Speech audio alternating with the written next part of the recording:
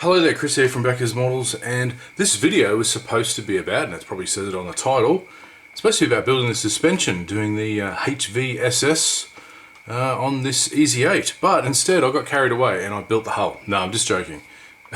The problem is I started building up the drive sprockets for the front, and I was like, okay, it'd be good if I could glue the transmission housing, this big chunk at the front, onto there. And then I had the first problem. The fit was a bit vague, and then I thought, well, hang on, what if because you got to get the right fit. There's no actual, because it's bolted onto the front there's no actual seam, but there shouldn't be a gap either. What if I can fit the upper hull? And so I started cutting out all the pieces and doing everything.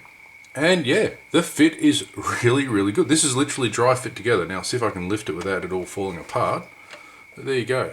Okay, so all the major components are done. I'll just take it apart for you to show. So we've got the upper hull. There's this rear plate that just snicks in there. Whole hull comes off. Whoop, that's the engine deck. It just sits nicely on a nice lip all the way around. And it needs to, because I found that the rear of this one piece molding, it does tend to want to squish in, and that has issues with fit below. Then when we get to the lower hull, these two fenders are literally just snap in. Okay, they just snapped in. And once they're in, you can fit the transmission housing, no problem. It only fits one way, whereas if you don't put the fenders on, okay, and I'll consult the instructions in a minute, because I think they tell you to, they tell you to put the housing on first, which doesn't make sense. Come on, get on there. Famous last word. There we go. So by putting the fenders on first, you get a better lip. That lip in there, you get a better hold, and that just can't go. That can't go in any direction. It can't. Whereas if you put it on without the fender, this slides up and down. Okay, and you can't get a good fit. Just for want of putting these on, this. Oops, take it off, Chris. Here we go. Okay, so that's the sprocket cover. Fits perfectly. Not a problem in the world. So fit so far, really, really good. Now we go to the back plate where there's only one fit problem, and there's a bit of a gap, inconsistent gap between here and here.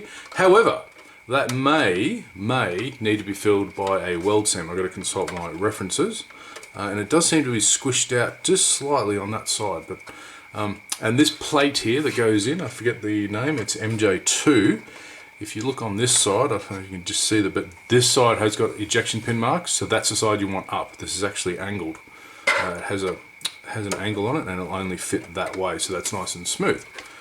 Yeah, this is going together really well so far. If the major pieces are like that, well, I'm really happy. They tell you to cut off all these gates at the top here, but they don't interfere with the fit whatsoever, so I don't know what's going on there. Just leave them on. Yeah, so I'm going to get stuck into now. I actually will glue some of these parts together, because I prefer to do it this way instead of, they tell you to do a sub-assembly, so they'll tell you to build all the, the hatches and the locks and all this sort of stuff, then put that in. No, I prefer to do it separately, get all the major components done.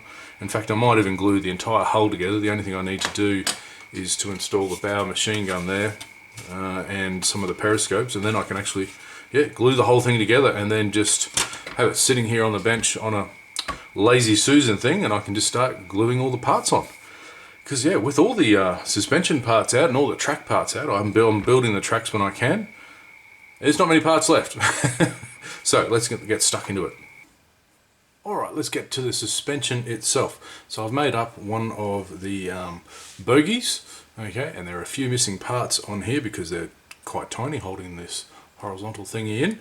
But yeah, apart from those two and two other very tiny parts at the back here, this entire assembly is dry fit. There's not a speck of glue on it, even though they tell you just the only things not to glue are the moving parts. The fit's that good. I'll talk about that in a minute, because underneath here I have all of the suspension done. Let's zoom in and have a look. Now, I'm not familiar with all the terms. Please tell me in the comments below if I've got this wrong. I mean, these are obviously drive sprockets. These ones I've glued together, two pieces, fit fantastic. They fit onto the drive sprocket housing here. There's a little capture, little pin, and they just go in there like so. Famous last words, put it on, Chris. There we go. Okay, and it's movable and adjustable. Okay, so you can put it in and out. really lovely fit, really easy to put together. While we're on it, these are the rubber idler wheels, or back idler wheels, I guess. It's keyed in there to the back, so it's got a little bit of a dolt, and that just slots in like, again, famous last words. See, it does spin around. It does. You can actually adjust it slightly. I've got this one on a spin. I can actually turn it. The other one I actually glued in, so maybe I'll do that one to show you the dry fit. So yeah, like I said, so far the dry fit on everything has been superb. The only issue has been a small bit of flash here and there. Okay, that rotates. Oh yeah, here we go. Again, these parts just dry fit together, no problem at all. Okay, really nice. The main idler wheels, I guess you could say, these runners, not idler wheels, what do you call them? Return roller wheels. Okay, there's the housing there, one piece housing. Goes in like so. Perfect fit, no having to worry about adjusting posts and those things like I have heard on TACOM kits, Andy Hobby Headquarters, and again that just snicks in there like that. Done. So not much glue used in this kit, if I'm honest. And then we got these other small wheels that go where do they go? They go horizontally, and this one snicks in there like that, and that's a press fit. That's not in camera, Chris. Okay, that's not going to come out. These were all easy to put together, no problems with the instructions. There was no issue with fit. Like I said, the only problem you've got to look at is there's a couple of mold seam lines. So of course, just a run around with a skinny stick gone.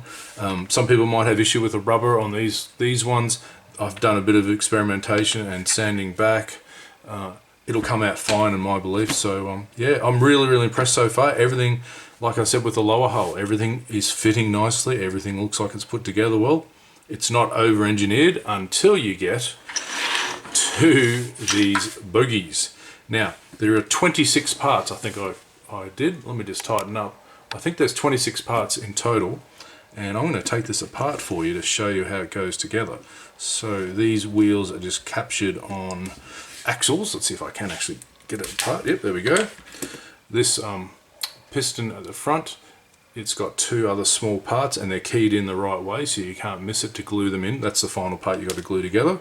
So the axles are a really nice tight fit in these housings. Okay. Take this one off as well. And then you can see that, yeah, this whole thing is just really well done. There are some nasty mold seams that have to be taken off. Okay, so these parts literally just press fit in, and they are keyed correctly on either side, so you're not going to mess up where you put them. These are the spring housings. You are supposed to put some large springs inside here, but I find if I put them in there to show you how this comes together, it's so tightly bound, all the parts will spring off. So yeah, it's like I said, this is all just, okay, all press fitted in, no glue until I get to two minor parts. So the two housings get out. Okay, that front piece just comes straight off like that. And there's the housing. Now these ones, I believe, I'll see if I can put a reference photo up. These are cast, so there should be a cast texture on them. And also some cast numbers on the inside of these reinforcement gussets. There should be some numbers on there, and it'd be really nice to replicate that. I've taken some of the mold seam lines off. Maybe that's inaccurate, but I'm not sure. I'm going to check the reference photos. Like I said, I'll chuck one up there. So these should be cast, and I believe this back housing should be cast. And all these other pieces come off really nicely. You take note at the top of some of the bolts. Okay, excuse my dirty fingers.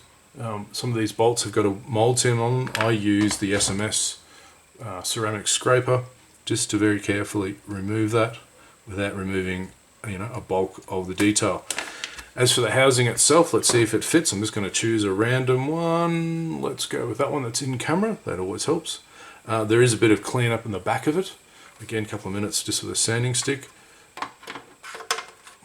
Press fit. Okay, that's not going anywhere. So I jokingly said, oh, you could use magnets there. No, all you need to do is I would build all these bogies up and I'd paint them in separately and chuck them on, because it's just so much easier. If that's what the fit's going to be like all the way through, yeah. I can't complain about this. The only thing, like I said, I can complain is 26 parts per bogie. Let me zoom out so we can just finish it off here. They give you more than enough parts to do, I think probably enough parts to do 8. It took me 40 minutes to build that one bogie, and that was the first time I did it. If I was doing it in a batch, obviously, you know, cutting off all the parts, cleaning them all together, and then assembling them all together, it's going to take less time. Probably half an hour each, so you're looking at what, 6 bogies times 6, 3 hours of work, okay? Bit of, and knowing going in that, hey, this is actually going to be quite fun. The only tools you need, a bit of a scraper, some sanding sticks, and not much glue at all. Yeah. Does the detail compare with the Andy one? I don't know. I'll have to have a look at the photos when I see some detail up on. The bolt detail could be a little bit more crisp, perhaps. I mean, some of the in the middle there, the idler, the sprocket. I will add surface texture to everything, particularly the cast pieces, because they need it in this scale. So you know, that's not an issue to me either. So anyway, I hope that's helped with this part of the build. I've now will go on and build the rest of the bogies. I've done one, got 5 to go, and that's the suspension done. And I guess what are we going to do next? Let's have a look. I haven't even thought about it. Well, I probably should add some parts to that. What's it saying to do next? No, what I'm going to do next is this, because I want to get the hulls together. So I'm going to build the internal parts for the upper hull, for this part there, for the periscopes and the bow machine gun. And so I can actually put the whole thing together and then just slowly add all the details. So, thanks for watching. Cheers.